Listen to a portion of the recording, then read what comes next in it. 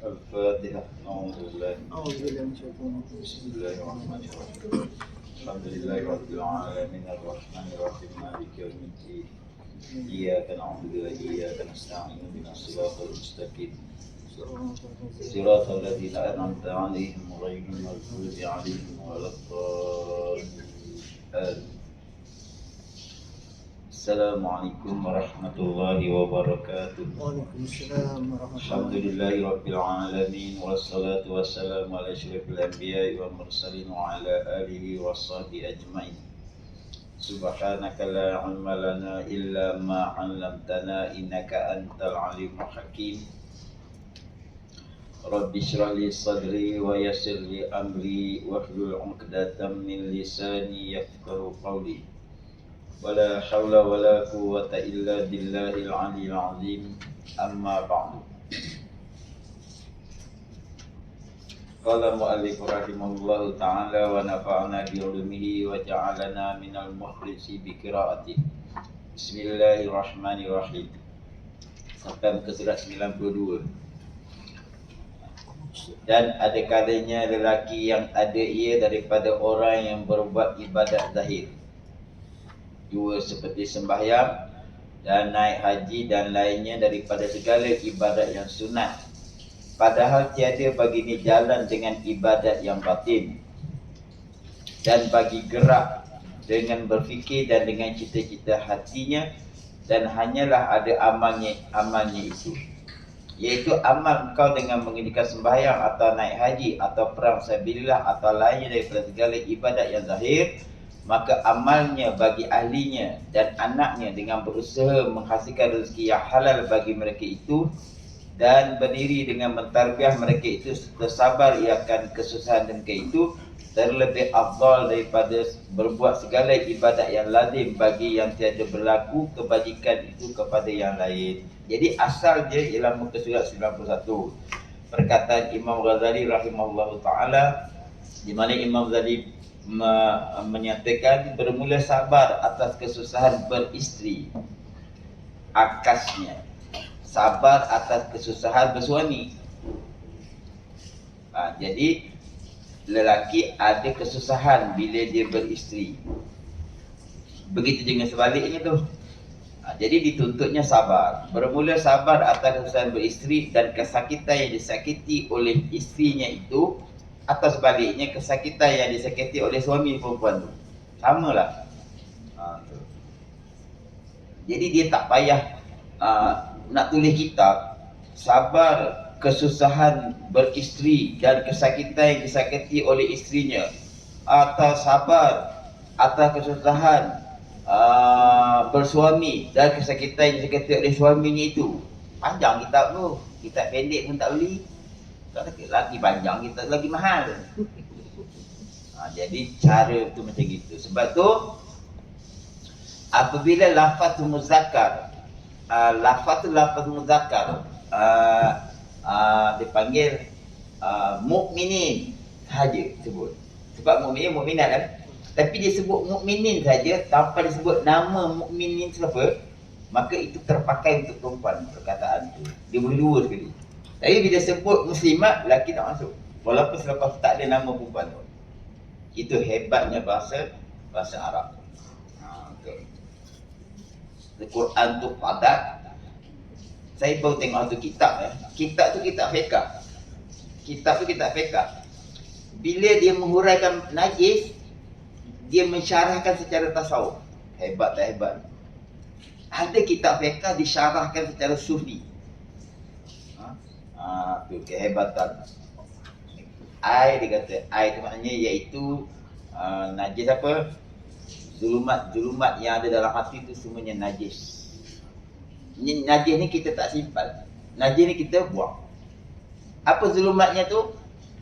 Segala zulumat takabur. Jangan salah ya. Kita pergi satu majlis ya, orang jemput kita duduk atas kursi. Kita tak apalah, kita duduk bawah je lah. Kita rasa tawaduk, masih ada takabur.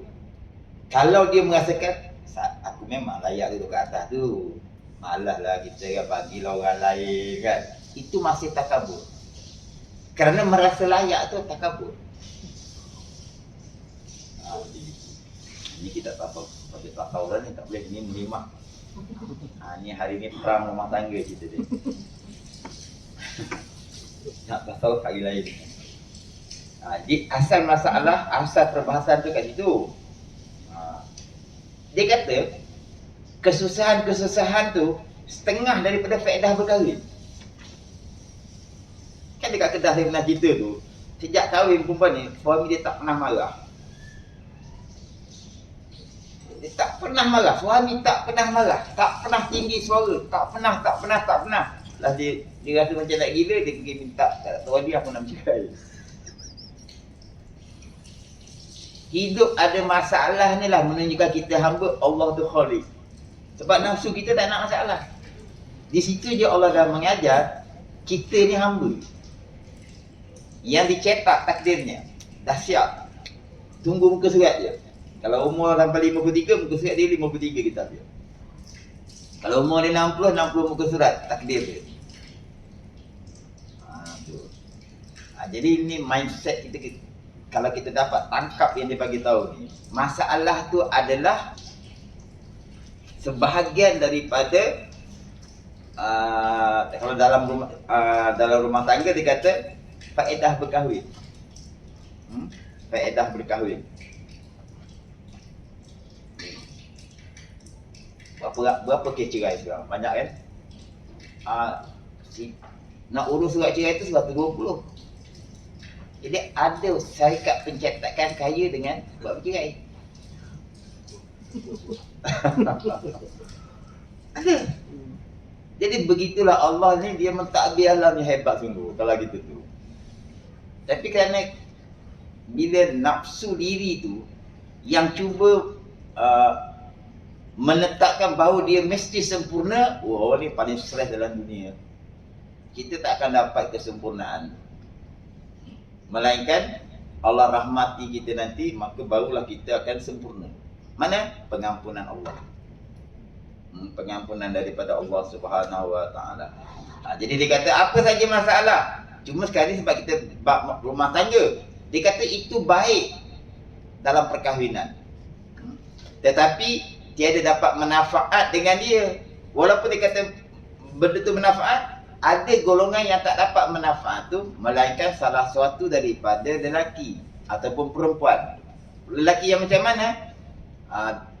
Dikosatnya akan memerangi hawa nafsu. Ialah garang-garang dia kalau dia tak nak kahwin dengan aku itu hari, aku tak tahu aku nak lepaskan nafsu aku kat mana.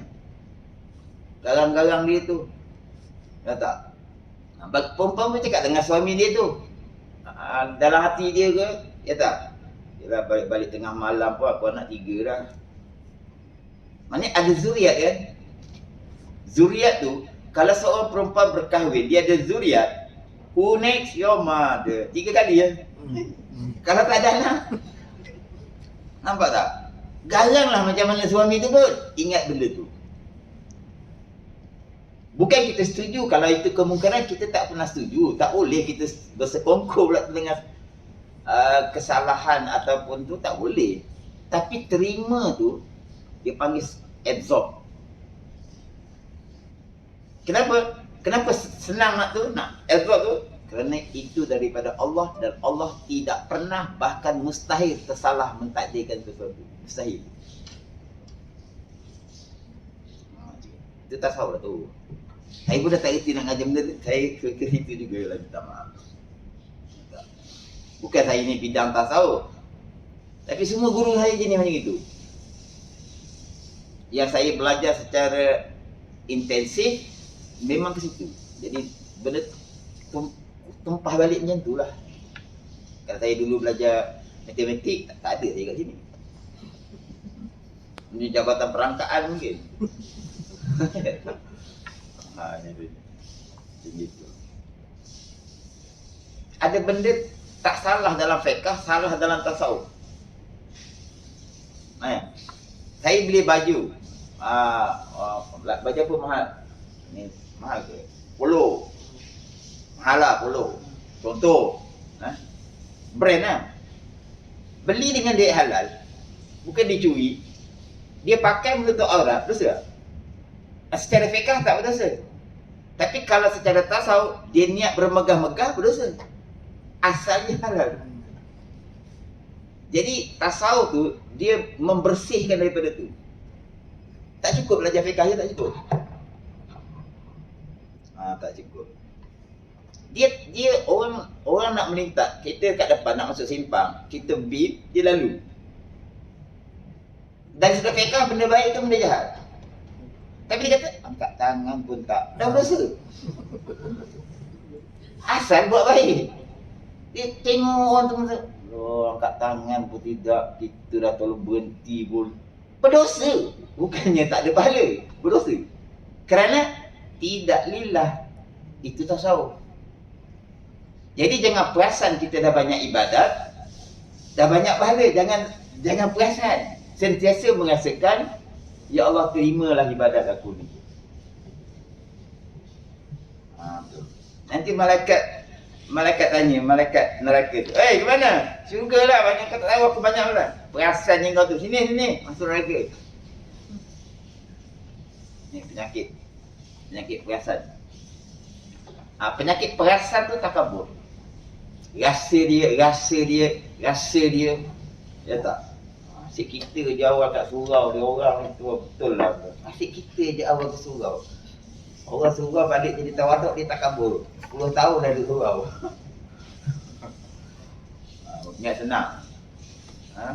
Ingat senang. Sebab tu Imam Malik kata, selagi mana kaki aku tak menjejakkan ke syurga, tak pernah aku rasa aku selamat. Tak pernah aku merasakan diri aku selamat. Ditanya lagi, kau dengan anjing siapa yang mulia? Itulah jawapan dia tadi. Kalau aku lepas sirat masuk syurga, aku lebih mulia daripada anjing. Tapi jika terjatuh ke dalam neraka, nyata anjing mulia daripada aku. Sebab tidak akan pernah anjing masuk neraka. Takkan. Ini nak bagi tahu ni. Kalau ada masalah rumah tangga tu, dia kata itu faedah berkahwin. Faedah dengan syarat. Dia bagilah syarat ni. Pertama, lelaki tadi tu qasad menikah kerana nak memerangi hawa nafsunya. Jadi dia dapat isteri tu kadang-kadang kuat membebel, kadang-kadang kuat bersepah apa semua tu. Tak apalah, lebih kurang je lah. Ada duit panggil orang kemas rumah hujung minggu. Ada kan sekarang? Berapa puluh ringgit bayar apa semua tu. Ada duit lebih sikit, hantarlah dobi yang sekarang suka melepak kat kedai dobi tu, yang mesin 4 segi tu. Gotang kali pun banyak. Saya tak boleh, saya geli. Otak saya fikir, sebelum ni Cina mana pakai? Saya tak boleh. Itu penyakit saya, jangan ikut. Secara fiqh, lagi tak nampak benda tu tak ada masalah. Tapi saya kan, imajinasi saya kuat sangat.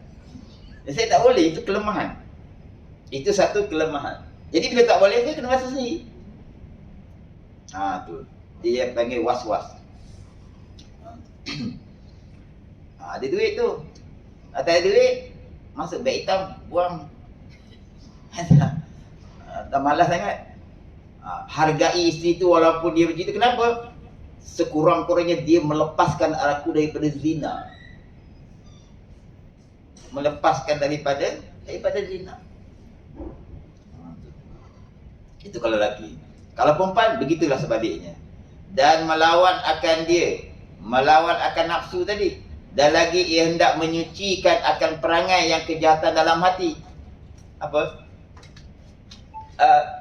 Pemarah, lawan dia ialah sabar, pemaaf. Jadi dengan adanya isteri dia macam gitu, dapatlah dia melatih menahan diri itu, dapatlah dia membina kesabaran dan mengurangkan marah hari demi hari. Kalau tak ada isteri, tak boleh. Kalau isteri orang, mana pernah dia marah? Okey semua. Begitu sebaliknya, isteri dengan suami pun macam itu. Jadi, saya dah bagi tahu tadi, bila kita baca macam gini, walaupun dia sebut suami, kita boleh timbal balikkan cerita tu, sama je. Sama je. Itu cara baca kitab lah. Cara ambil, dia panggil, ambil mahkum. Apa je faham daripada teks tu.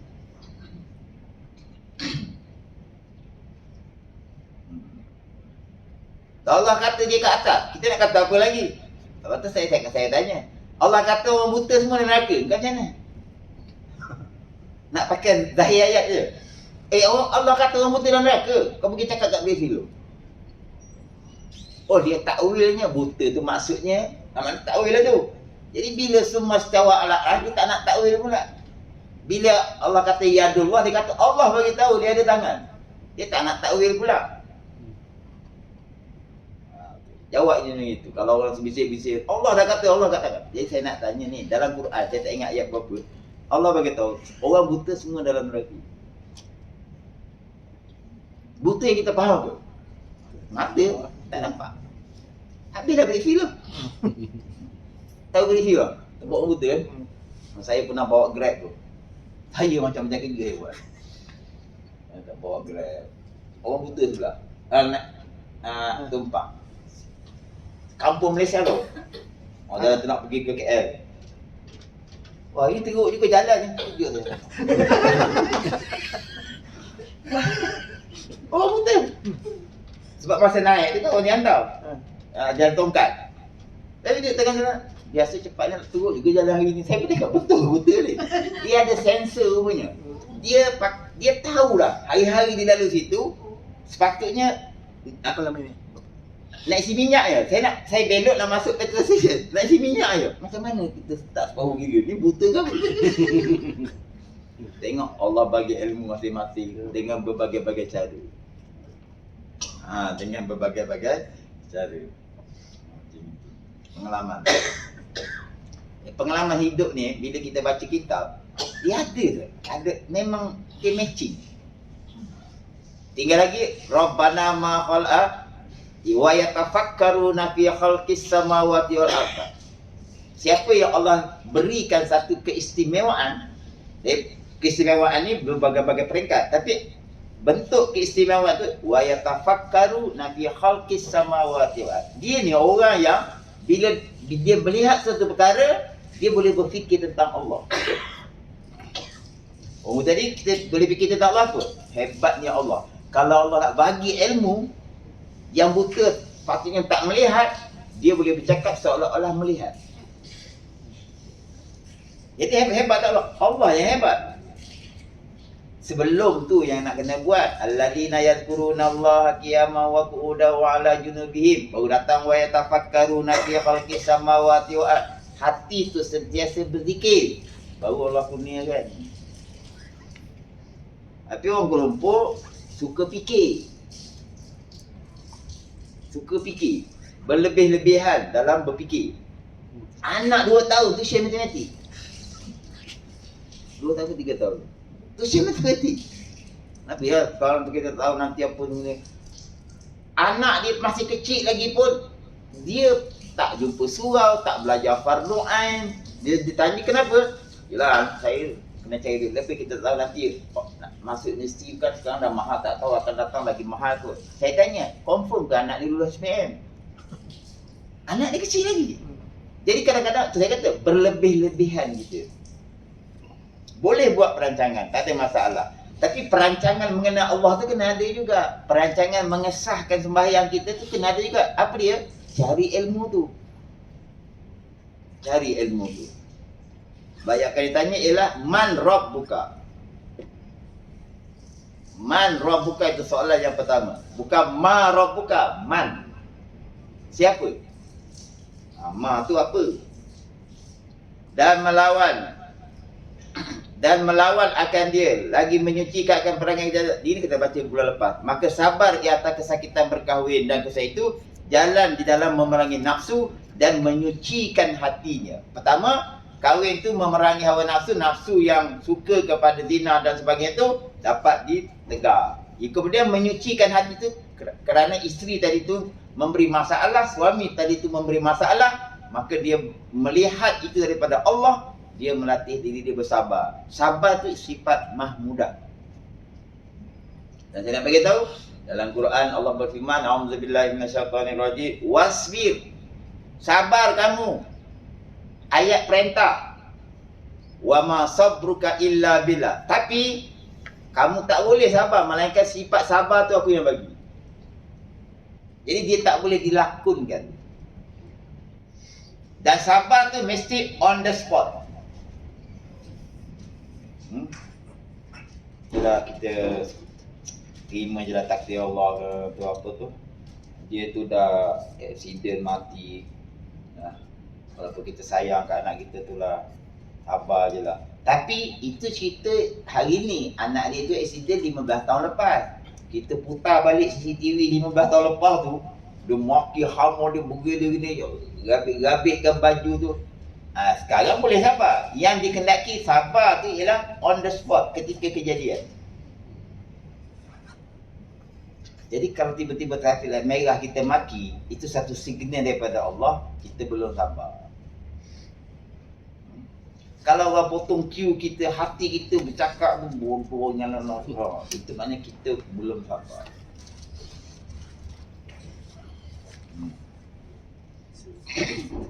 Apa?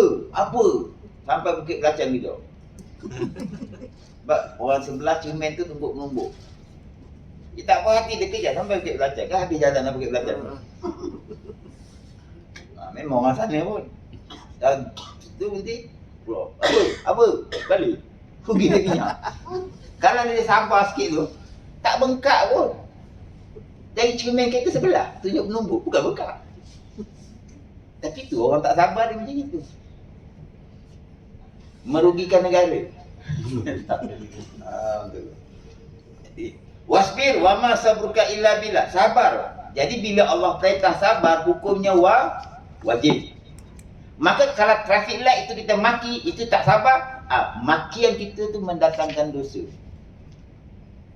Hati kita berkata, setan nak cepat dia ingat kerja, cepat beratur tak reti, tak tahu kat lutut. Tu baru tak tahu banyak dosa mana. Orang dah potong queue kat depan ni. Kita pula masuk dekat touch and go tu. Dia nak ghostan pula. Apa rasa? Strawberry? Lemon?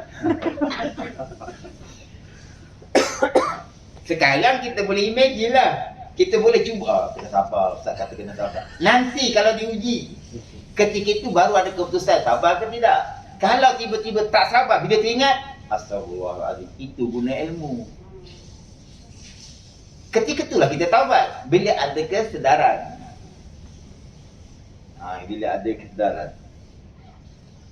Termasuk yang bercakap.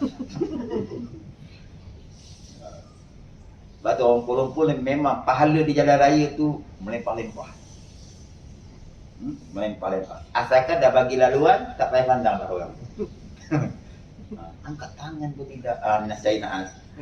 Dapat dosa. Padahal dia elok dia buat kebaikan.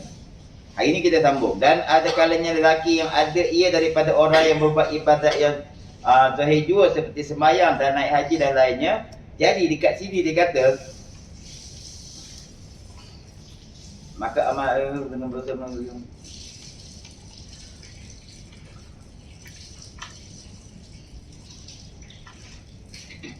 Jadi dia kata, kalau dia memilih sabar atas kesusahan tu, padahal itu orang sembahyang, orang yang beribadat, ni ketika diuji oleh Allah sabar,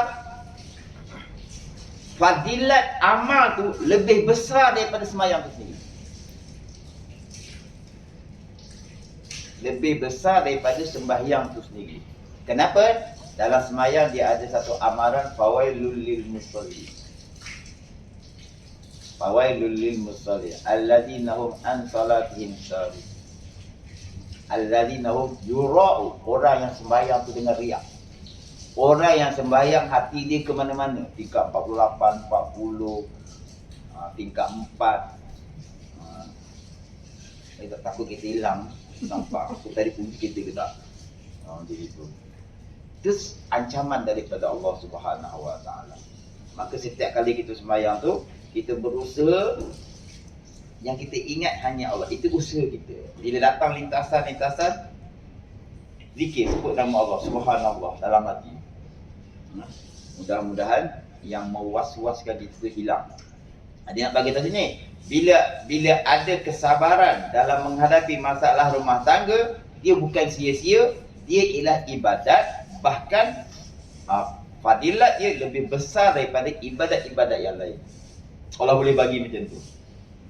Sebab sembahyang tu kita buat tak ada kesakitan. Kan? Kerelaan kita pun bagi orang yang sembahyang lah. Dia buat dengan kerelaan dia pergi ambil wudu pun dia tak ada masalah pun.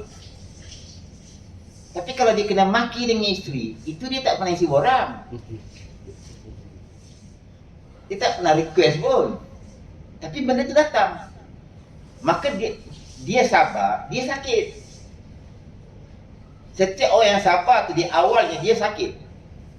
Kecuali sabar tu memang dah datang daripada Allah secara permanen, itu tak sakit.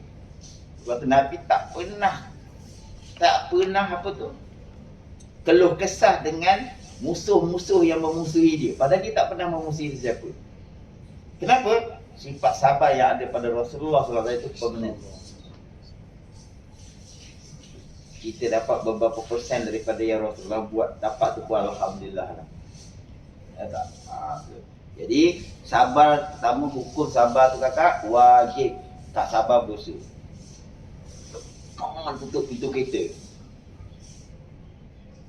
Sabar tak sabar tu? Berdosa. Kalau suami sakit hati, derhaka. Suami pun yang naik angin, dia keluar, dia tutup juga kuat. Dua-dua tu sama lah. Tak. Saya ada baru satu kes rumah tangga baru ni. Saya kata gini, api dengan api tak boleh. Koyak dia panggil. Bila seorang jadi api, seorang kena jadi air. Dia mesti macam gitu. Tapi bila temperature tu dah tak boleh dikawal, sabar memang tak ada, dia akan jadilah macam gitu. Jadi pertama hukum sabar tu wajib. Bila datang ujian kita tak sabar, berdosa. Satu. Yang kedua, sabar tu ialah satu ibadat. Sama yang kita kata semayang tu ibadat, sama. Baca Quran tu ibadat, sama. Sabar sabara tu ibadat. Maka carilah rahmat Allah tu sebanyak-banyaknya. Kita duduk dalam majlis ilmu ni dah dapat sebahagian daripada rahmat Allah turun. Satu selawat tu 10 rahmat. Rajin-rajinlah selawat. Banyak kali dah saya ulang. Kita kalau nak belajar benda ni semua ni, hanya teori. Dan maklumat tu penting lah. Hanya teori. Tapi cari juga jalan bagaimana kita boleh mengenal yang memberi masalah tu. Siapa? Allah Subhanahu Wa Taala. Jadi mulakan dengan selawat. Saya suka sangat bab ni, saya suka sangat bagi tahu benda ni. Sebab hampir-hampir saya takut kita belajar tu hanya fokus kepada benda-benda jenis ibadat. Padahal itu penting. Tapi kita gagal mengenal yang memberi kita ibadat. Allah Subhanahu Wa Taala. Jadi bila seseorang tu benar-benar mengenal Allah Subhanahu Wa Taala, tak ada masalah. Sebab masalah tu bukan masalah. Dia masalah tadi ialah itu adalah digunakan bahasa apa tadi? Iaitu masalah itu ialah faedah berkahwin. Siapa yang boleh tangkap dengan kolbu ni? Orang yang mengenal Allah je. Macam mana pula semua tu baik? Sebab Allah tak ada benda yang dia buat tak baik. Allah buat accident tu terak dapat bayuran anak dia. Tidak dia 2 jam tunggu dekat Uria Bukit tu, 3 hari tunggu tak ada satu pun accident. Macam mana nak bayar anak dia? Dia kata kerja dia tu tak. Dia beli sebiji lori tu, ambil lesen. Itu aja kerja dia. Kalau tak ada kereta rosak tengah jalan, dia tak ada cari makan. Lalang dia panggil, kita lama tak tarik kita orang, dia panggil kawan dia. Aku tarik je lah. Aku dah lama tak buat kerja. Kesian tu. Maha suci Allah yang maha hebat. Jadi siapa yang nak mengenal Allah, bahkan hukum mengenal Allah tu wajib, mulakan dengan selawat. Sebanyak-banyaknya. Sebanyak-banyaknya.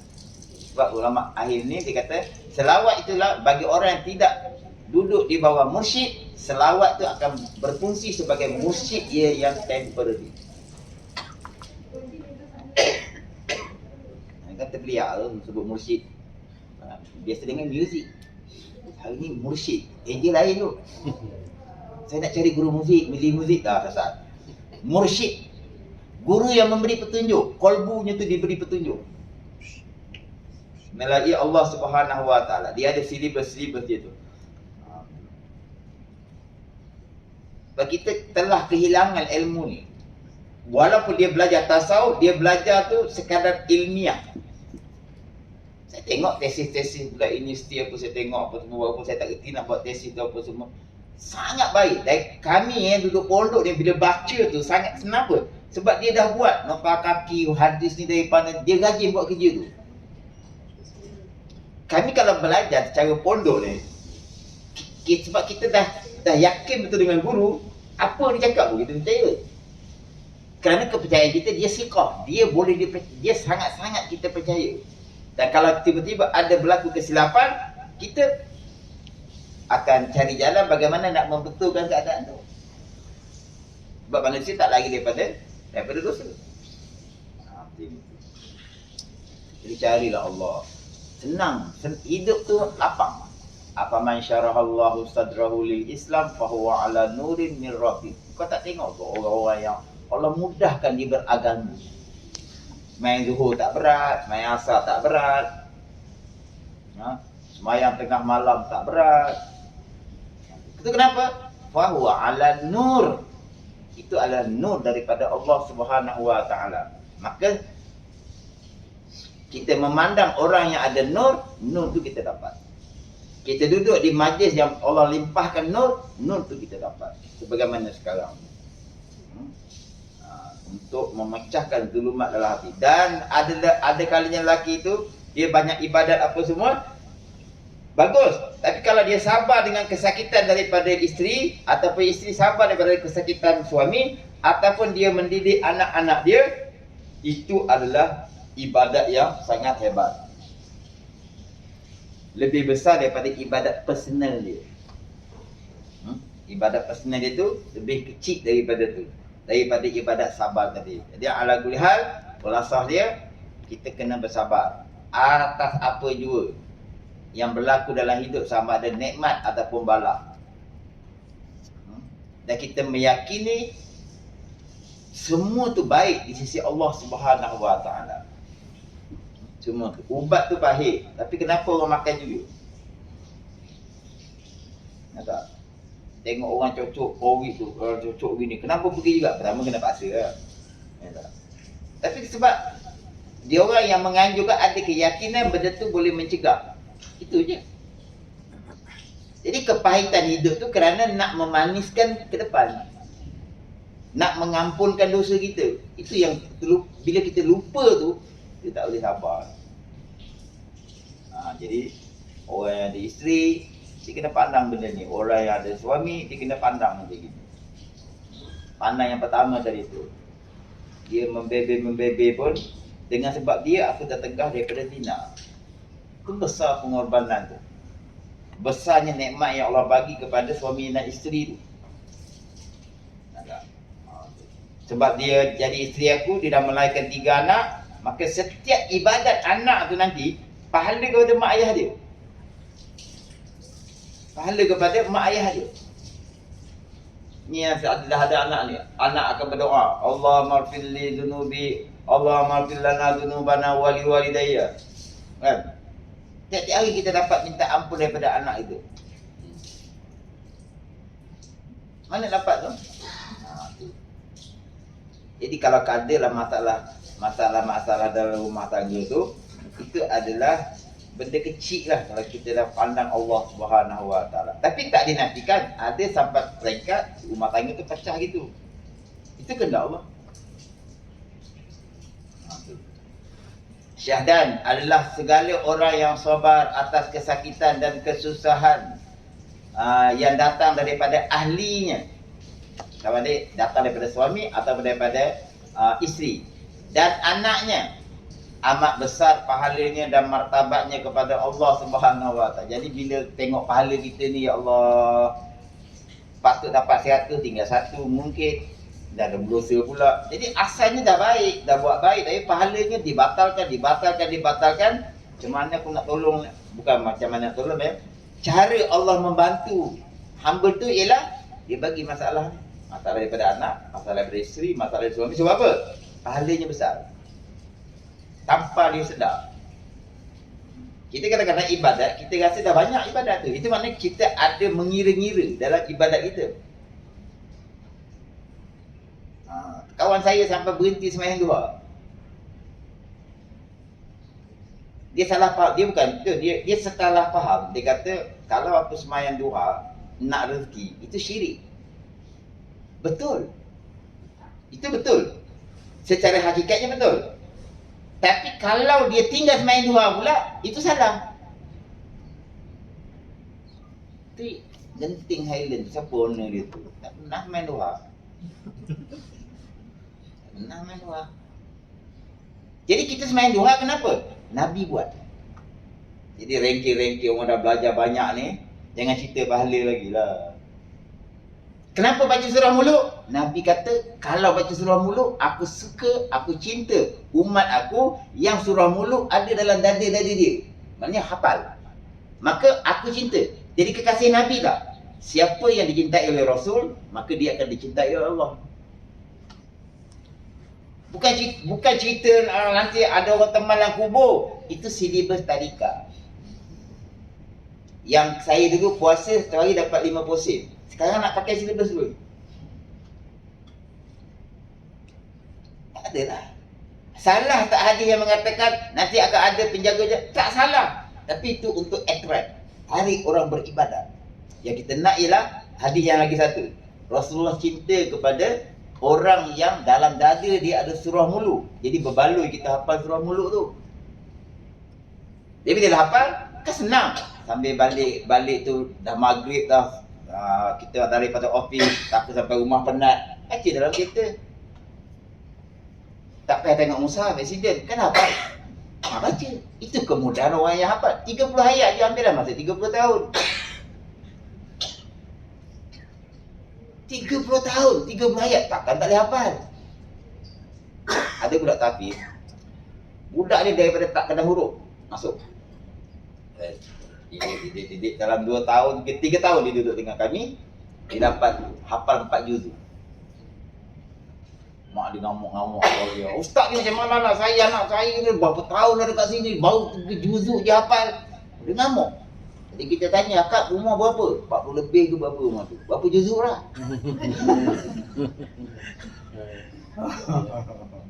Itu balik. Pandai tengok bercakap. Kadang-kadang kita ni terlupa nikmat tu. Mengikut nafsu. Mengikut. Sebab tu, kalau saya kata surah mulut tu dia hafal setahun satu ayat 30 tahun, orang ketawa. Tapi tengok kalau sampai umur 70 tahun nanti. Siapa yang umur 30 tahun sekarang, umur dia nanti 70, tanya dia, dah hafal mulut belum? Mesti dia menyesal, kalau lah dulu setahun satu aku hafal. Dah hafal surah mulut. Tu benar lagi. Okey. Jadi sabar itu ialah satu ibadat. Rasa kesakitan dan kesayang datang daripada ahlinya dan anak itu amat besar pahalanya dan martabatnya kepada Allah Subhanahu Wa Taala, seperti yang diceritakan orang bahawa sesungguhnya adalah Nabi SAW kasih sayang lagi membaikkan perangai serta perempuan yang diperbuatnya isteri itu. Padahal di kalangan isteri Nabi pun ada sifat manusiawi dia tu, yang cemburu yang tu, tapi Nabi dapat mengatasi itu dengan sabar. Bersabda ia, barang siapa sabar atas kejahatan perangai isterinya, nescaya memberi Allah Ta'ala daripada pahala seumpama diberikan akan dia Nabi Ayub punya pahala. Diberikan akan dia akan Nabi Ayub sabar, ia akan balaknya pahala sebesar itu. Ini semua nak tarik kita kepada sebelum kita dapat istiqamah dalam sabar, diberi gula-gula pahala tu, cerita pahala tu. Padahal kalau kita tak pernah ingat pun pahala tu, tetap Allah simpan pahala tu. Jadi apa nak kisah lagi? Jadi kita kenapa nak sabar ni? Ialah kerana kerana apa? Kerana itu sifat Nabi. Itu sifat Nabi. Kita nak sebanyak mungkin sifat Nabi tu ada pada kita. Walaupun memang tak sempurna seperti Nabi, tapi Nabi sabar. Nabi sabar level dia macam itu, takkan kita boleh capai. Tapi kita di level kita tu kita sabar. Jadi senang cerita, kita nak buat satu kenapa? Sandarkan kepada Rasulullah. Kenapa aku tengok engkau ni sabar dengan aku ni siapa, tapi aku contohi Rasulullah tu. Lagi teruk pada ni, dia sabar. Sandarkan kepada Rasulullah SAW. Kenapa baca surah muluk? Nabi baca. Kenapa bangun tengah malam? Nabi suruh. Nabi suruh. Wallahu a'lam bishawab. Tak boleh tahan. Allah dijumpa pada kelarangan. Al-Fatihah.